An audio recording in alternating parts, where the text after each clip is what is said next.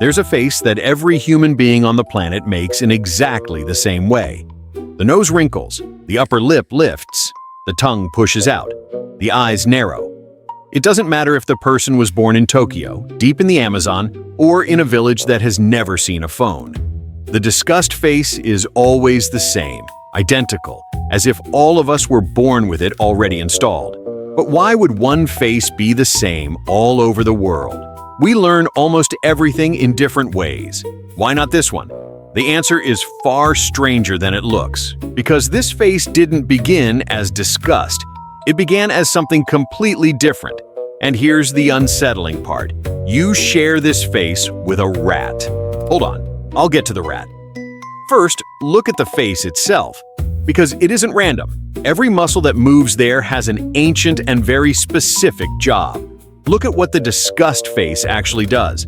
The lip rises and the tongue pushes out. What's that for? Expelling something from the mouth. The nostrils partly close. Why? To block smell. The eyes narrow, to protect against something that might get in. See the pattern? This face isn't an expression of feeling. It's a gate closing, a body locking its own entrances. And this is where the rat comes in. When scientists give a rat a drop of something very bitter, it does almost exactly the same thing. It opens its mouth, pushes out its tongue, shakes its head. It's called the bitter face. But why would a rat and a human make the same face? What do the two have in common? Just one thing. Both need to not poison themselves. Because in nature, bitter almost always means poison. Most toxic plants in the world taste bitter. So any animal that instinctively spat out bitter things had an enormous advantage. It didn't die. It lived longer. It had more offspring.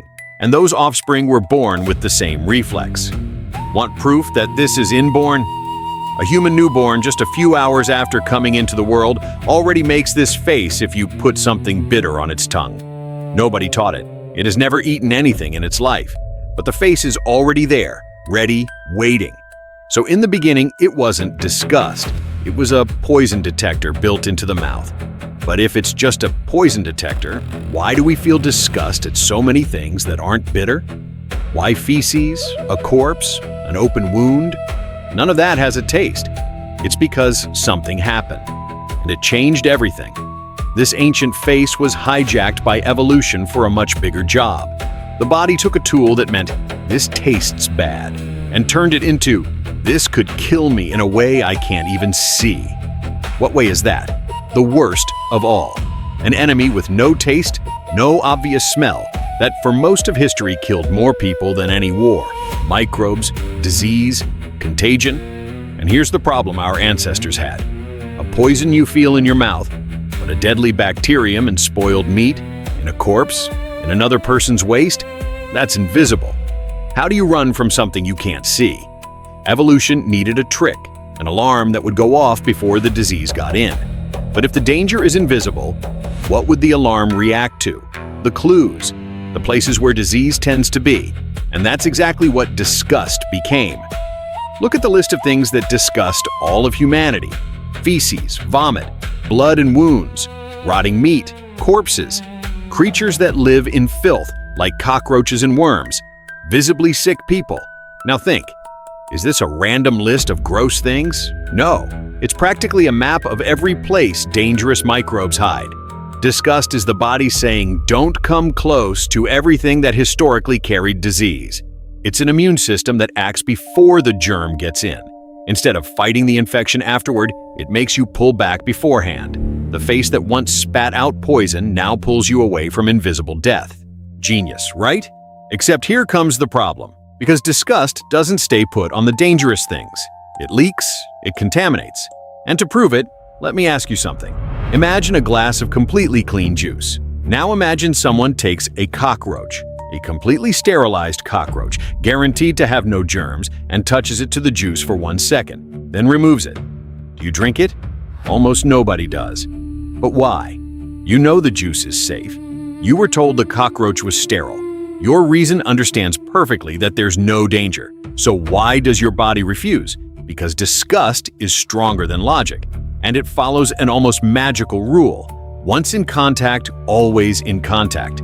When something disgusting touches something, that thing becomes disgusting forever, even when clean, even when you know it's clean. That's why almost nobody would wear a washed sweater that belonged to a murderer. That's why food that fell on the floor feels contaminated, even on a floor you just scrubbed. Our mind treats contamination as something that sticks, that transfers through touch. This has a name: magical thinking. And here's the curious part. It was useful. In an age with no microscope, with nobody knowing what a bacterium was, treating everything that touched something dirty as dangerous was a bet that saved lives. Better to overreact than to die. But if disgust is so ancient and so automatic, then it should be born with us fully formed, right? Wrong. And this is the part almost nobody knows, because disgust has an age. That poison face, yes, comes factory installed. But real disgust, disgust at feces, at filth, at contagion, appears only later. Research indicates that it develops between roughly the ages of 4 and 8. And this explains something every parent knows. Why is a baby disgusted by nothing? Why does it put everything in its mouth, play with its own mess without the slightest problem? Because disgust hasn't been installed yet. It's learned, assembled during childhood on top of that ancient base that already existed.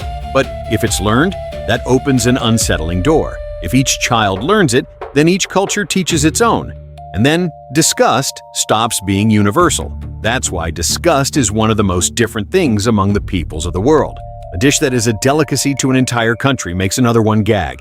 Rotten cheeses, insects, fermented meats, blood. To someone, it's a feast. To another, it's the most repulsive thing there is. So notice the strangeness. The gate is the same everywhere, but each culture decides what it lets through. And now comes the strangest leap of all, because disgust didn't stop at food or at filth. It went somewhere nobody expected. It entered our morality. Notice how we talk. We say an attitude is disgusting, that a cruel person makes us sick, that an injustice is repugnant, that someone is rotten inside. Is that just a figure of speech? Studies say no. Seeing something we consider morally wrong can activate brain regions similar to the ones that light up when we feel physical disgust at spoiled food.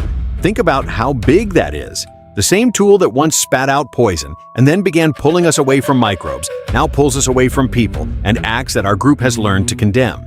And here is the beautiful side and the dangerous side of the same coin. Because this moral disgust helped keep human groups united around rules. But it is also exactly the mechanism used throughout all of history to treat other human beings as dirty, as pests, as something to be eliminated. Have you noticed that almost every hate speech at some point tries to trigger disgust?